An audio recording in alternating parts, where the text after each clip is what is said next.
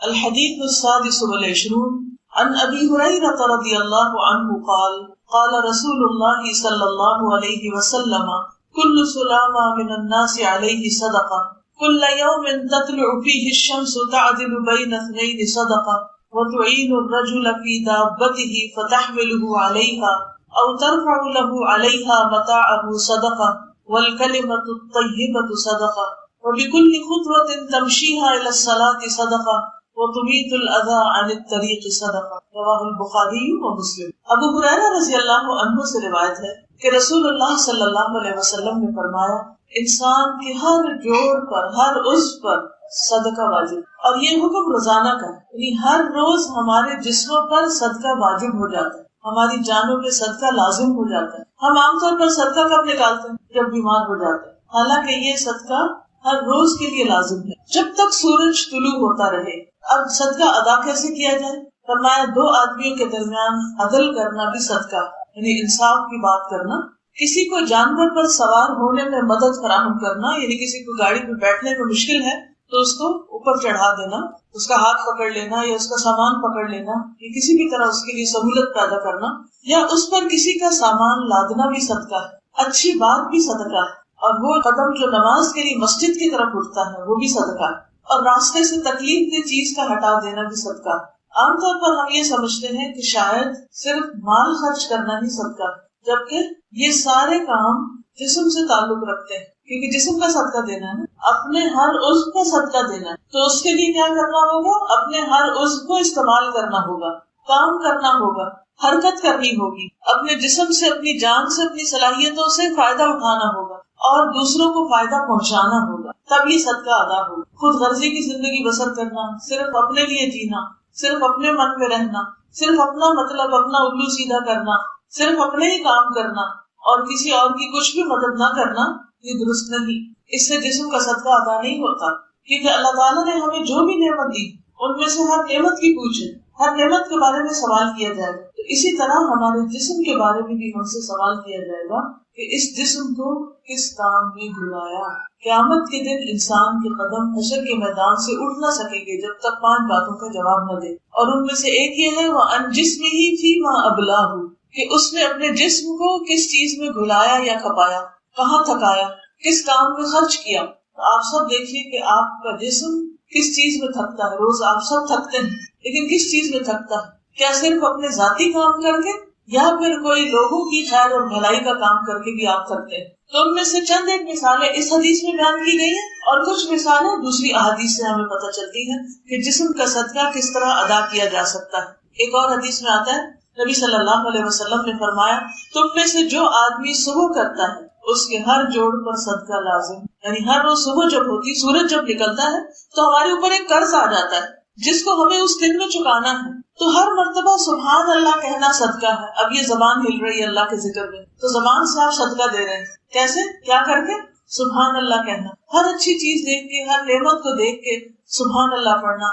مثلاً آپ گھر سے نکلے ہیں، راستے میں کئی اچھی چیزیں دیکھ رہے ہیں، اپنے ہاتھوں کے اوپر نظر جاتی کہ شکر اللہ نے ہاتھ سلامت رکھے ہیں، تو مختلف نعمتیں دیکھ کر اللہ تعالیٰ کی تعریف بیان کرنا، سبحان اللہ، الحمدللہ کہنا، کیونکہ ہر مرتبہ الحمدللہ کہنا بھی صدقہ ہے۔ تو ہر نعمت کو یاد کر کے الحمدللہ کہیں، اور ہر مرتبہ لا الہ الا اللہ کہنا بھی صدقہ ہے۔ سوچئے دن میں ہم کتنی بار لا الہ الا اللہ کہتے ہیں؟ ہم سمجھتے ہیں شاید جب مسلمان ہوتا ہے کوئی تو اس وقت لا الہ الا اللہ پڑھنا ہوتا ہے، اور اس کے لیے بس اتنا پڑھنا ہی کافی، جبکہ بعد میں بھی روزانہ انسان کو لا الہ الا اللہ پڑھنا چاہیے، خاص طور پر لا الہ الا اللہ وحدہ لا شریک لہ لہ الملک ولہ الحمد وہو علی کل شیء قدیر۔ جو شخص 100 دفعہ یہ کلمہ روز پڑھتا ہے وہ سب سے زیادہ نیک عمل کرتا ہے، سوائے اس کے کہ کوئی اور بھی ایسا ہی کرے یا اس سے زیادہ کرے۔ یعنی جو شخص یہ کلمہ لا الہ الا اللہ وحدہ لا شریک لہ ہر روز پڑھتا 100 دفعہ، تو گویا اس نے اللہ سبحانہ تعالیٰ کی وحدانیت بیان کی، شرک کی نفی کی، اللہ سبحانہ تعالیٰ کو خوش کیا اور بار بار اس کا اقرار کیا۔ ایسا شخص شیطان کی شر سے بھی محفوظ رہتا ہے۔ تو اس لیے کیا کرنا چاہیے؟ زبان سے بھی ذکر کرنا چاہیے، تو زبان کا ذکر بھی ہمارے لیے کیا شمار ہوگا؟ صدقہ۔ ایک اور حدیث سے یہ پتہ چلتا ہے کہ جو یہ صدقہ ادا نہیں کرتا وہ اپنے آپ کو آگ سے آزاد نہیں کرتا، یعنی جو جسم کا صدقہ نہیں دیتا وہ آگ سے آزاد نہیں کر سکتا، اپنے آپ کو آگ سے چھڑا نہیں سکتا۔ رسول اللہ صلی اللہ علیہ وسلم نے فرمایا بنی آدم کے ہر انسان کو 360 جوڑوں پر پیدا کیا گیا. ہمارے جسم کے کتنے جوڑ ہیں؟ 360. پس جو شخص اللہ اکبر، الحمدللہ، لا الہ الا اللہ، سبحان اللہ، استغفر اللہ کہے اور مسلمان کے راستے سے پتھر یا کانٹا یا ہڈی ہٹا دے یا نیکی کا حکم دے، برائی سے روکے، 360 جوڑوں کی گنتی کے برابر وہ یہ سب کام کرے، یعنی 360 دفعہ یہ سب چیزیں ملا کے بھی اگر ہو جائے تو وہ اس دن یوں چلتا ہوگا کہ اس نے اپنے نفس کو جہنم کی آگ سے دور کر لیا، بچا لیا، آزاد کر لیا. یعنی آپ نے گویا اس دن کا اپنا قرضہ چکا دیا. پھر اگلے دن صبح کریں گے تو پھر کیا ہوگا؟ نیکسٹ ڈے جب آپ صبح کریں گے تو پھر کیا ہوگا؟ دوبارہ سے قرضہ آ جائے. اب اس دن پھر آپ نے تسبیحات پڑھنی، پھر آپ نے صدقہ کرنا، پھر آپ نے اچھے اچھے کام کرنے تاکہ اس دن کا بھی حساب پاک ہو جائے. غفلت میں دن نہیں گزارنا، یا اللہ کا ذکر کرنا ہے یا بندوں کی خدمت کرنی ہے، بندوں سے تکلیف ہٹانا، تکلیف دور کرنا. اور ہمارا حال یہ ہے کہ کھا کر اپنی پلیٹ کی ہڈیاں بھی بن میں نہیں پھینکتے، کسی اور کے راستے سے تو کیا ہڈی ہٹائیں گے. یعنی ہم اتنے کام چور ہیں، سارا یا تو ماں پہ ڈال دیتے ہیں یا سروس پہ ڈال دیتے ہیں.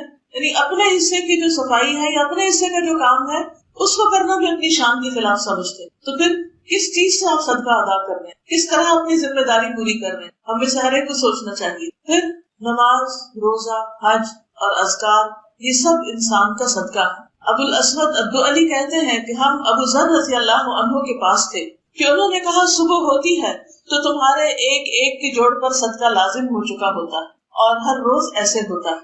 چنانچہ اس کی ہر نماز، روزہ، حج، تسبیح، تکبیر، تحمید سب صدقہ. یعنی انسان اپنے آپ کو کسی نہ کسی کام میں لگائے رکھے، فالتو کی بیکار سوچوں میں بھرتا رہے، اس نے کیا کر دیا، اس کا مقابلہ کیسے کرنا ہے، یہ کیا ہو گیا. اس طرح کی پریشان کن سوچیں انسان کو سوائے نکما کرنے کے اور کچھ نہیں کرتا. اور زندگی کا تو ایک ایک دن ہیروں میں تولا جا سکتا ہے، بلکہ اس سے بھی قیمتی ہے وہ انسان کے ہاتھ سے چھوٹتا چلا جا رہا ہے، گزرتا چلا جا رہا ہے، اور یوں ہی زندگی فوت ہوتی چلی جا رہی ہے. یعنی ہم سب پارشلی فوت ہو رہے ہیں، ایک دن آئے گا تو کمپلیٹلی فوت ہو جائیں گے، دنیا سے چلے جائیں گے. تو اس سے پہلے کہ وہ دن آ جائے ہمیں ہر روز کا جو ہمارا گھٹتا ہوا دن ہے، پگھلتا ہوا دن ہے، اس سے کچھ نہ کچھ کما لیں اور اس میں کچھ نہ کچھ حاصل کر لیں. پھر اسی طرح اللہ کے بندوں کو سلام کرنا، سلام میں پہل کرنا، یہ بھی صدقہ ہے. نبی صلی اللہ علیہ وسلم نے جب صحابہ کو بتایا کہ ہر انسان کے ہر جوڑ پر صدقہ ہے، یعنی صبح کے وقت واجب ہوتا ہے، تو مسلمانوں کو یہ بات بہت مشکل لگی کہ اتنے پیسے تو ہمارے پاس ہے نہیں کہ ہم 360 روپے خرچ کریں یا 360 کچھ چیزیں اللہ کے راستے میں دیں تو ہمارا بنے گا کیا. کیونکہ وہ ہر چیز کو سنجیدگی سے لیتے تھے، عمل کے لیے لیتے تھے. اور ہماری نیت صرف سننے کی ہے، سن کے دل بہلانے کی ہے، صرف دوسروں کو بتانے کی ہوتی ہے، اپنے عمل کی بات کبھی سوچتے ہیں ہم نے کیا کرنا. کیونکہ اگر ہم سوچتے ہوتے تو ہمارے عمل میں تبدیلی آ جاتی، ہمارا ہر دن پہلے سے زیادہ امپروومنٹ کی طرف ہوتا. لیکن جب ہماری شخصیت میں، ہمارے عمل میں، ہماری چال ڈھال میں، ہمارے طریقے میں کوئی امپروومنٹ نظر نہیں آتی، نہ ہماری گفتگو میں، تو پھر اس کا کیا مطلب ہے کہ ہم نے گویا علم حاصل ہی نہیں کیا، ہم نے کچھ پایا ہی نہیں، کچھ سیکھا ہی نہیں. کیونکہ اگر سیکھتے تو وہ نظر آتا، وہ چیزیں ہم کر رہے ہوتے. تو اس لیے بہت ضروری ہے کہ کسی کو بتانے سے پہلے خود اپنے اندر وہ چیز لائیں، ورنہ کیا ہوگا، وہ بتایا ہوا بھی خلاف حجت بن جائے گا، وہ بھی الٹا پڑ جائے گا. تو یہ سب کچھ کیا ہے، اس نیت سے سنیں کہ مجھے کرنا ہے، یہ میرے لیے ہے، اور پھر اپنا محاسبہ بھی کریں، اپنا جائزہ بھی لیں کہ کیا میری زندگی میں یہ چیزیں شامل ہو بھی رہی ہیں کہ نہیں ہو رہی. تو بہرحال جب نبی صلی اللہ علیہ وسلم نے یہ حدیث بتائی تو صحابہ کو پریشانی ہوئی کہ یہ کریں گے کیسے. کوئی بھی آپ کے کہے آپ کے آپ مقروض ہو چکے ہیں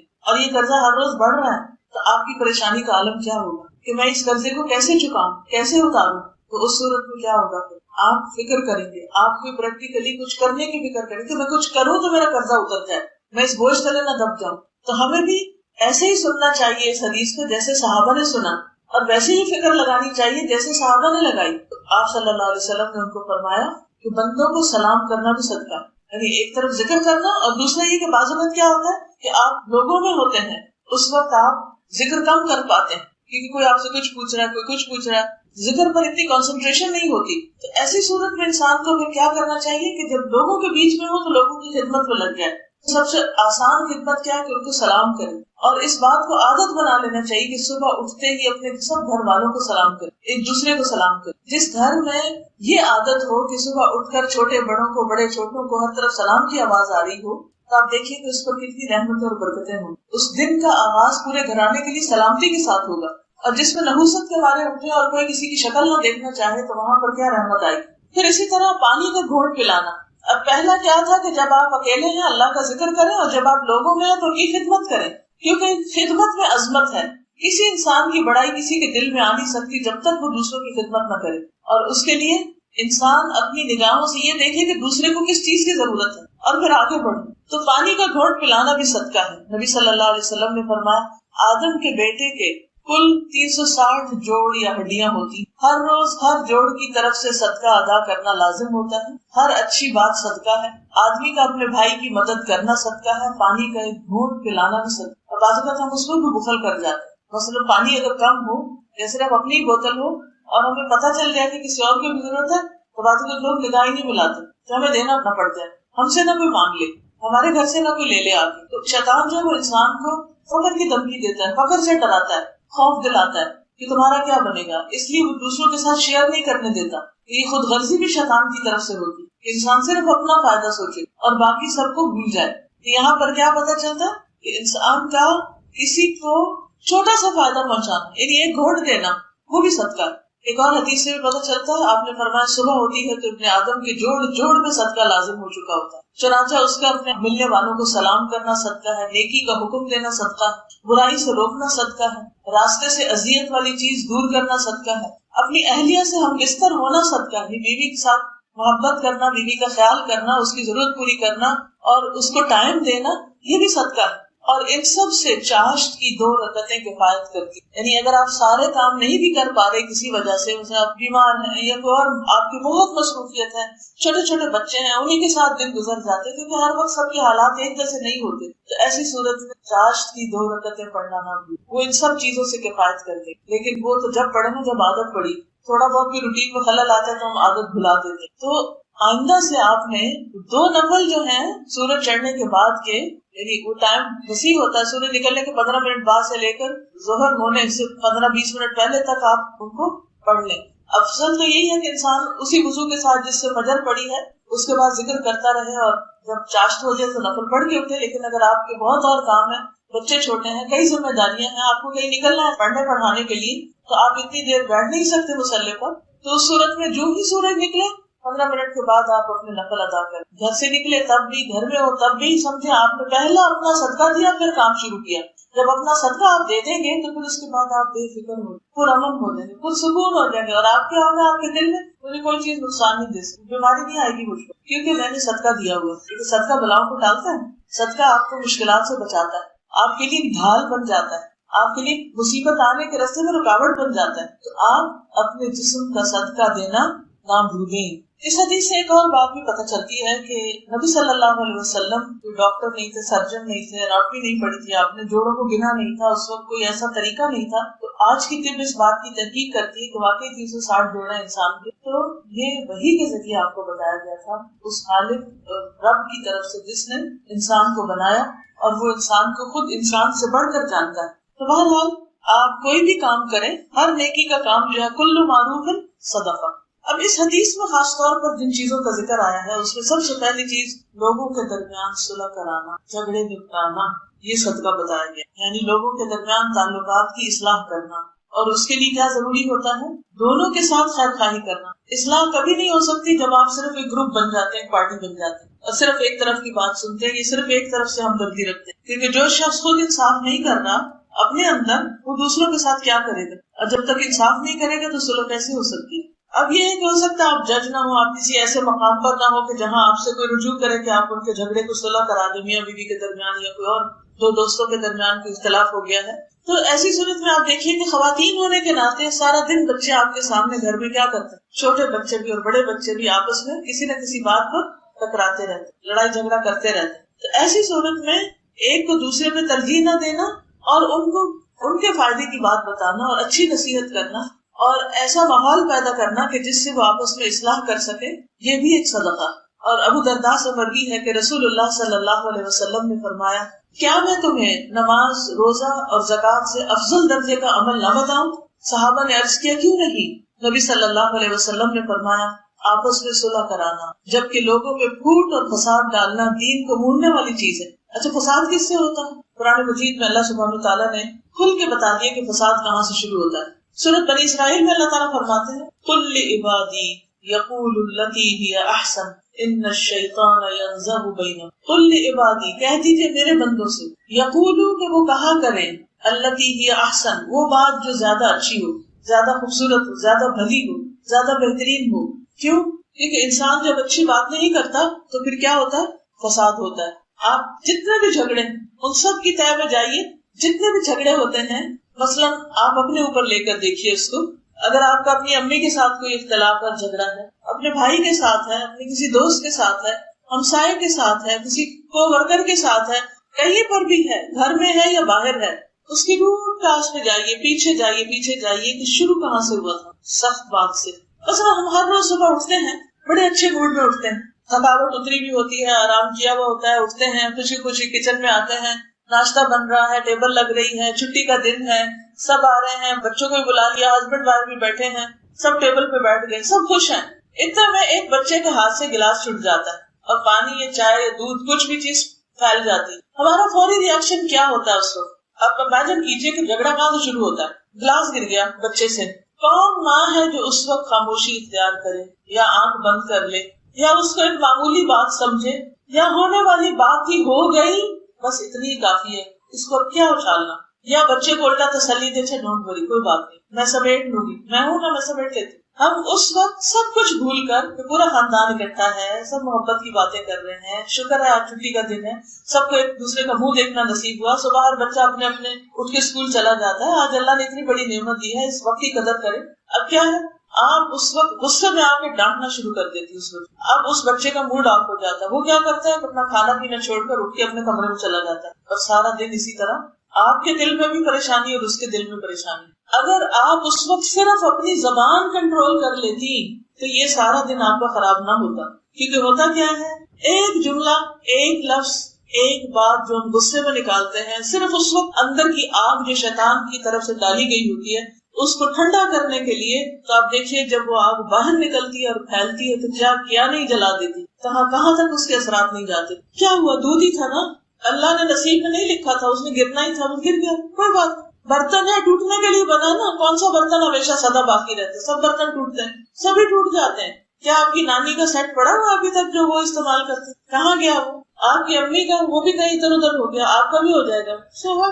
بچے کا دل زیادہ قیمتی. اور بعض اوقات بعض خواتین تو یہ بھی لحاظ نہیں کرتی، اگر شوہر سے کچھ ہوگا تو اس کے ساتھ بھی بدتمیزی شروع کر دیں گے بچوں کے سامنے. اللہ نے مرد کو ہم پر قوام بنایا ہے اور اس کی عزت لازم. جو عورت اپنے شوہر کی عزت نہیں کرتی وہ کبھی بھی سکھ نہیں پا سکتی، اس کو کوئی مقام نہیں ہوتا، نہ بچوں کی نظر میں ہوتا، نہ شوہر کی نظر میں، نہ سسرال کی. اور اسی طرح اگر شوہر بدتمیزی کرتا ہے، بد اخلاقی کرتا ہے، تو اس کی بھی قدر و عزت بچے کے دل سے، آس پاس کے جو سرونٹس ہوتے ہیں اور لوگ ہوتے ہیں گھر میں، سب کے دل سے نکل جاتی ہے. یہ کس قسم کا انسان ہے جس کو معاملہ ہی نہیں کرنا آتا؟ اوپر سے کوئی نہ بھی بولے لیکن دل میں تو ایک رائے قائم ہو جاتی ہے. تو کیا تھا اگر ہم چوٹ لگنے پر زبان روک لیتے؟ کوئی اتنی بڑی بات تھی؟ تھوڑی دیر کی بات تھی نا، بس گزر جاتی، طوفان ٹل جاتا، اس کے بعد سب سکون ہو جاتا. آپ کے چیخنے چلانے سے، بدتمیزی کرنے سے نہ دودھ واپس آ سکتا ہے، نہ گلاس واپس آ سکتا ہے، اور نہ ہی بچے کی تربیت ہو سکتی. زیادہ سے زیادہ آپ اس کو کیا کہہ سکتے کہ بیٹے جب کھانا کھاؤ تو گلاس کنارے پہ رکھنے کی بجائے اپنے الٹے ہاتھ رکھ لو، تاکہ دائیں ہاتھ سے جسے کھانا لے رہے ہیں دے رہے، ٹکرا کے کوئی چیز گر نہ جائے، یا جو بھی کوئی وجہ ہوئی ہے اس کو بتا دیجیے. کیونکہ شیطان اس وقت جب دیکھتا ہے نا کہ سارے پیار محبت سے بیٹھے ہیں تو جل جاتا ہے. صبح کے وقت ابلیس جو ہے وہ اپنے لشکر بھیجتا ہے تاکہ لوگوں کے درمیان فساد ڈلوائیں، فتنے ڈالیں. اور سب سے زیادہ وہ اس سے راضی ہوتا ہے جو سب سے زیادہ فتنے ڈال کے آتا ہے، لوگوں سب سے زیادہ لڑائیاں ڈال کے آتا ہے. اور وہ شوہر بیوی کے درمیان، بہن بھائیوں کے درمیان، خون کے رشتوں کے درمیان، کہ جنت میں قاطع رحم داخل ہی نہیں ہوگا.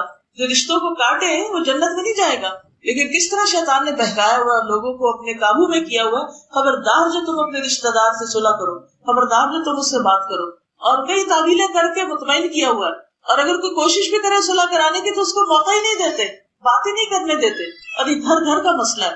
ہم نے اپنا کیا مستقبل سوچا ہوا ہے، ہم اپنے لیے کیا چاہتے ہیں کل مرنے کے بعد، کہ ہماری قبر میں کیا ہو، تو وہی ہوگا جو ہمارا عمل ہوگا. اور پھر ہم بہانہ کیا کرتے ہیں یا وجہ کیا بتاتے ہیں کہ ان کا بڑا قصور ہوگا. ضرور قصور کے بغیر تو معاملے نہیں خراب ہوتے، لیکن آپ کا بھی تو کچھ ہوگا، صرف ایک طرف کا تو نہیں ہوگا. ہاں ایک طرف کا زیادہ ایک طرف کا کم بھی ہو سکتا ہے، لیکن رشتے داروں سے وقتی طور پر اگر کوئی ناراضگی ہو بھی جائے تو لانگ ٹرم تعلقات ٹائز کو کٹ نہیں کرنا چاہیے. بہرحال اب صلح کرانا صدقہ ہے، جبکہ لوگوں میں پھوٹ اور فساد ڈالنا دین کو موڑنے والی چیز ہے. وہاں سے تو دین ہی رخصت ہو جاتا ہے. ظاہر ہے کہ جب آپ اپنے شوہر کی عزت نہیں کریں گی، جب آپ اپنے سرونٹ کے ساتھ انسانوں جیسا برتاؤ نہیں کریں گی، جب اپنے بچوں کے ساتھ آپ ہیوملٹی کے ساتھ، ہمبلنس کے ساتھ بات نہیں کریں گی، کیا آپ ان کو دین سکھا سکتے ہیں؟ کیا آپ ان کو دین بتا سکتے ہیں، پڑھا سکتے ہیں؟ کبھی بھی نہیں. اور اگر آپ زبردستی لیکچر دینے کی کوشش بھی کریں گے نا تو اپنے کان بند کر لیں گے. آپ کے انگارے اگلنے والے منہ سے تبلیغ نہیں ہوا کرتی. اس کے لیے تو بڑا بڑا صبر کرنا پڑتا ہے.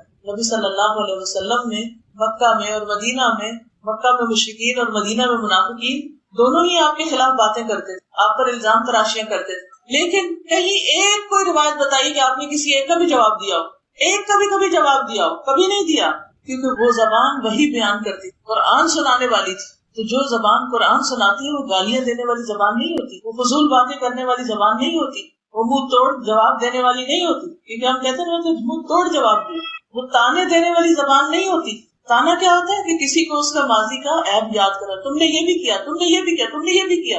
کیا یہ زبان تبلیغ کرے گی؟ کیا اس تبلیغ میں کچھ اثر ہوگا؟ اس میں کوئی برکت ہوگی؟ وہ آپ کی نسلوں تک خیر جائے گی؟ پھر وہ آپ کے لیے صدقہ جاریہ بنیں گے. اگر وقتی طور پر وہ کچھ سن بھی لیں تو اثر نہیں لیں گے، وہ پھلے پھولے گا نہیں باغ.